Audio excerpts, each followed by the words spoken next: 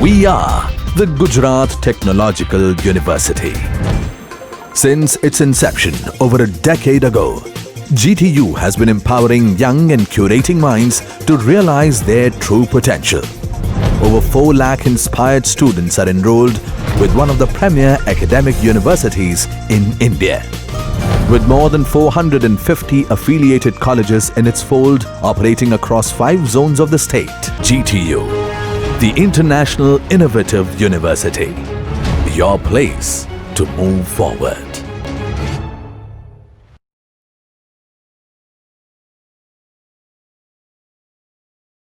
Hello friends, in this video I am going to give you an introduction of system security.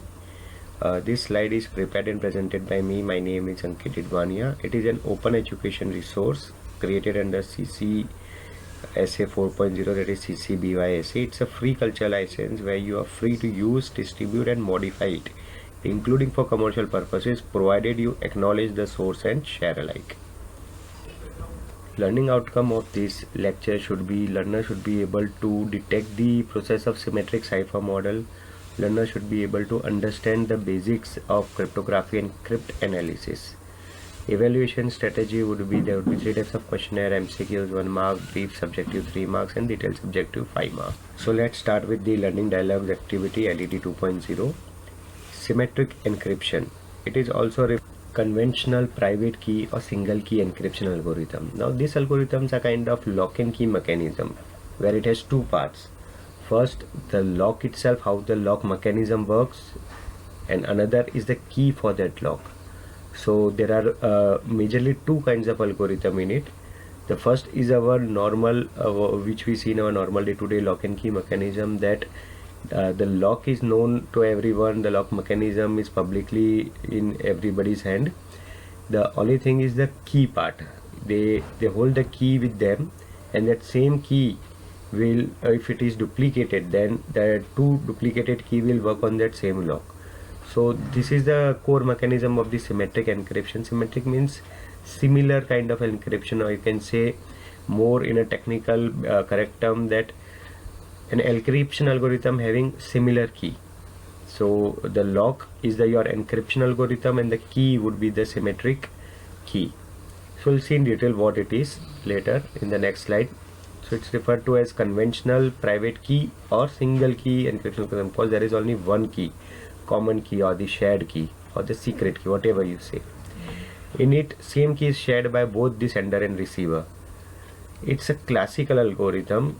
Majorly only this algorithm was used before the invention of this public key algorithm in 1970s. Still this symmetric key algorithm is widely used because it is very much feasible to code and to use and to implement. Model algorithms uses public key algorithms invented in 1970. So some basic terminology. First is plain text, ciphertext. So plain text is your original message written in plain human readable forms known as plain text. Ciphertext is some ciphered text, that is coded text. So cipher means algorithm for transforming plain text to ciphertext, that is from human readable form to non-human readable form.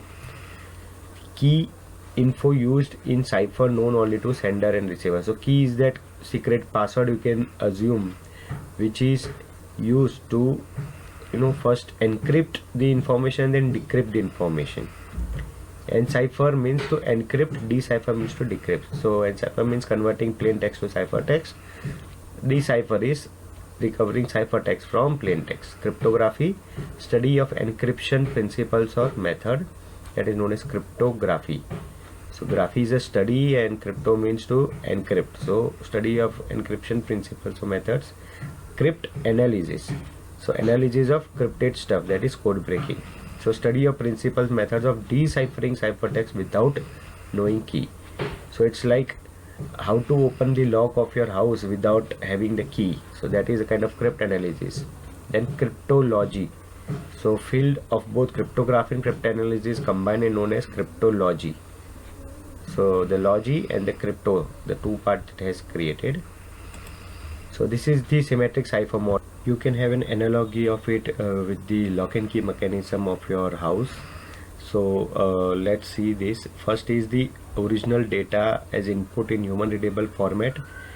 So your actual data is given to an encryption algorithm. This encryption algorithm will convert this plain text data into ciphertext and then transmit it to the receiver. So this is the sender part and this is the receiver part. So while transmitting the data would be transmitted as a ciphertext in non-human readable format. So it would be some scrambled characters, some non-English characters would be there, so they won't make any readable sense of the information. And then it will be given to an decryption algorithm, and this decryption algorithm will decrypt this ciphertext again into the original data plain text as output in human readable format. So only the sender can send it and only the receiver can receive it using some key mechanism, that is the secret key. So there should be a secret key that is shared between the sender and the receiver. So the same key is shared by both, so it's a single key or same key kind of mechanism, that is symmetric cipher model. Over here the encryption algorithm is assumed that even though it is publicly known, even the ciphertext, if it is publicly known, even the decryption algorithm is publicly known and available, still the hacker or the illegal person cannot access the data until unless they have the secret key. So the only requirement over here is to keep the key secret, and it should be shared by the sender and the receiver only, and no other person should have it. So the secret key should be distributed through secure channel only to sender and receiver. So as you can see, this is the biggest advantage and also the biggest disadvantage of symmetric cipher model. Because everything is known to the public, so no issue in keeping the algorithm hidden or technology hidden. Just the key has to be distributed securely, and so it is very much feasible and easy to implement, manage, and the cost effectiveness is also very better in this. But the disadvantage is if the keys compromised, shared or not distributed in a secure manner, then the entire model fails. So the solution to it is distribute the key secretly through a secure channel, but this will again include some more cost in this model. So what generally happens is the key are distributed through some another mechanism, another model which we will see later. Rest all is this algorithm. So in this way the symmetric cipher model is still widely used. So this model assumes that even if the ciphertext and the encryption decryption algorithm is known to the public, still by just keeping the key secret the algorithm works. So this is like a lock and key mechanism. So this you can assume as the lock of your home. The encryption and the decryption are the same lock of your home, and key are the key which you possess. So while locking your home, you take the key private and lock it, and while opening your house you take the same key again and unlock it. So this is how this symmetric cipher model works. Cryptography. So cryptography can be characterized by these three independent dimensions.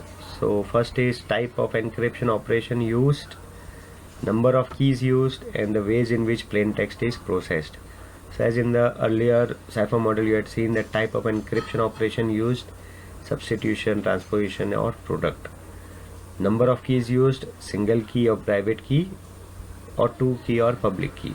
So in the last algorithm we had used the single shared key, that was private.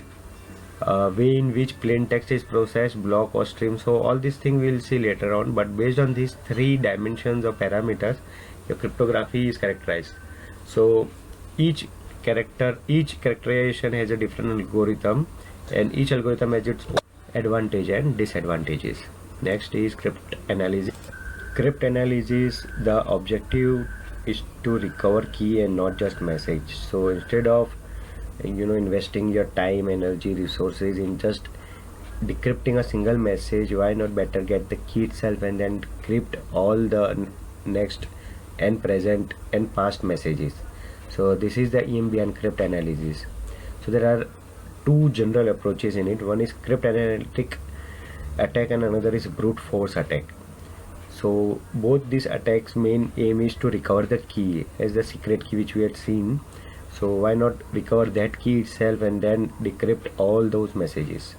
So cryptanalytic attack, for this attack you need some prior information with you like this. So there are 5 kinds of attacks, that is cryptanalytic attacks: ciphertext only, known plain text, chosen plain text, chosen ciphertext, and chosen text. So for this attack to work, you need to have some prior information with you, like either you need to know the algorithm, encryption decryption algorithm, along with some known plain text ciphertext pair, or you just have some ciphertext samples with you. And based on all these things, these 5 major categories have been made. First is this ciphertext only mechanism, where the attacker only knows the algorithm, encryption decryption algorithm, and has the ciphertext as we had seen in the earlier model, and using some statistics it can find out or know that what would be the plain text. So for that you need to know some kind of basics of how the language works, how the language semantics or the grammar works, and based on some cultural and behavioral or historical patterns you can find out that what could be the plain text. So next is known plain text. If you know or suspect some plain text and ciphertext mapping, you could do chosen plain text. Select the plain text and obtain similar ciphertext using that algorithm, and if you get the image, then you can say that this could be the kind of key or the encryption mechanism they have used. Chosen ciphertext, select ciphertext and obtain plain text. So you have the ciphertext and try to obtain the plain text based on it. Chosen text, select plain text or ciphertext to encrypt or decrypt. So based on these 5 kinds of attack, you may find out that what kind of key they have used. Use it for decrypting the encrypted message in future. So this cryptanalysis have 2 more definitions. One is unconditionally secure and computationally secure. So what does this 2 definition means? Unconditional secure means no matter how much computer power or time is available, the cipher cannot be broken, since the ciphertext provides insufficient information to uniquely determine the corresponding plain text. So it means that the ciphertext and the encryption algorithm basically is very much secure, that no matter how much ciphertext you have, how much computer power and time you have, you can never break it. So it is an unconditionally secure algorithm. Another is computationally secure algorithm. Given limited computing resources, example time needed for calculation is greater than age of universe, the cipher cannot be broken. Computationally secure means for the usable amount of computer power and time, in that limited computing resources, the cipher cannot be broken. Yes, it can be broken, but it may take a long time. Till that time, the usability of that password or the key or the message is of no use. So suppose you are accessing some kind of transmitting some message or accessing some resources, and if the time to break that takes decades or hundreds of thousands of years to just break the code, then that plain text which you had recovered or the recovered key is of no use. So that is computationally secure. So if your algorithm is unconditionally secure or computationally secure, in both the scenario, the cryptanalytic or the next is brute force attack won't be of much harm. Brute force attack, it's always possible to simply try every key. Most basic attack proportionate to key size assume either known or recognized plain text. A brute force attack involves trying every possible key until an intelligible translation of the ciphertext into plain text is obtained. On an average, half of all the possible keys must be tried to achieve success. So learners should have understood the working of symmetric cipher model and basics of cryptography and cryptanalysis. I would like to acknowledge the book from where these slides has been referenced, that is Cryptography and Network Security, 4th edition, authored by William Stallings, chapter 2, Classical Encryption Techniques. Now we will try to evaluate this using learning by doing activities. So these are the 2 MCQs which you could solve, and the subjective questions, brief subjective and detailed subjective. So you can find its solution and then provide it in the link below or on my YouTube channel's comment section, and I will give you the feedback. My YouTube channel you can find on YouTube by searching Ankit Didwania Office channel. Thank you.